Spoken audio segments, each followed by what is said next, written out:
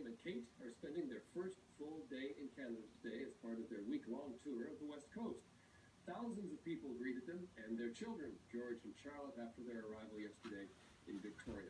Today they'll visit an immigration center in Vancouver, and for more on their visit, we're joined by Susan Catto. She's the deputy editor, Hello Canada, and an inveterate royal watcher who joins us on occasions like this. So they're here, they're arrived, they've brought the children. What stands out for you so far on this tour?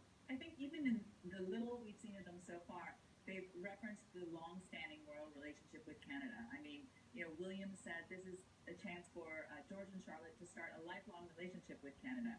And he referenced his own trip back in 1998 when he was greeted by hordes of screaming teenage girls. And then, of course, Kate in her outfit, she was wearing the Queen's maple leaf brooch. And, that's been worn by royals visiting Canada since the Queen Mother was visiting. So there's all these kind of callbacks to past visits and references to future visits. So it's a nice, reference to this long-standing relationship.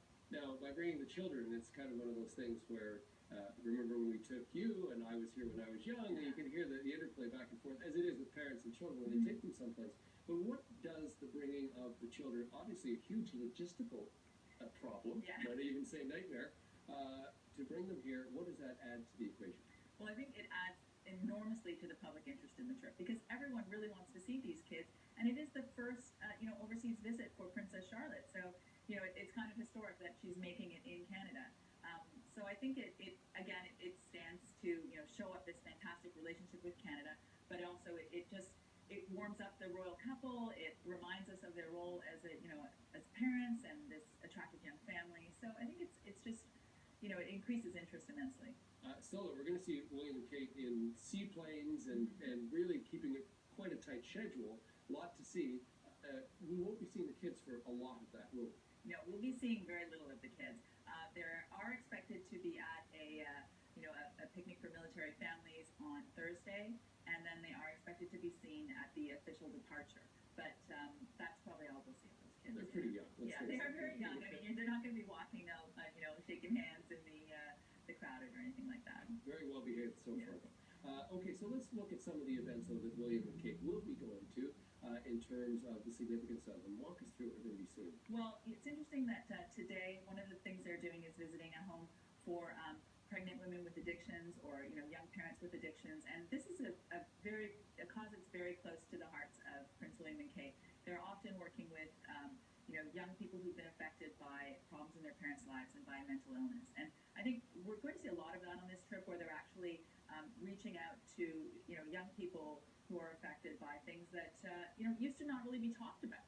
So now they're saying, let's talk about the situation for pregnant people with drug addictions. How are they getting help? And let's talk about children with mental health issues. It's notable.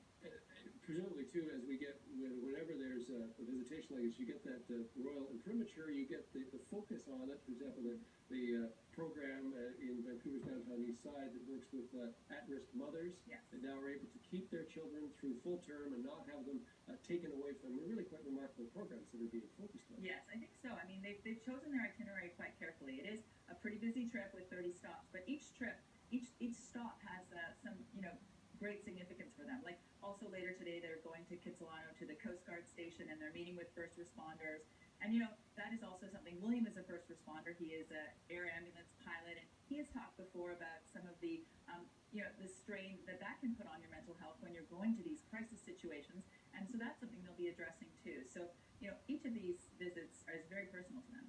Personal and presumably setting the agenda for the man who will be king someday, too. That's right. I mean, we can really see a lot about what they care about here. And, one of the things they care about is, of course, their relationship with Canada.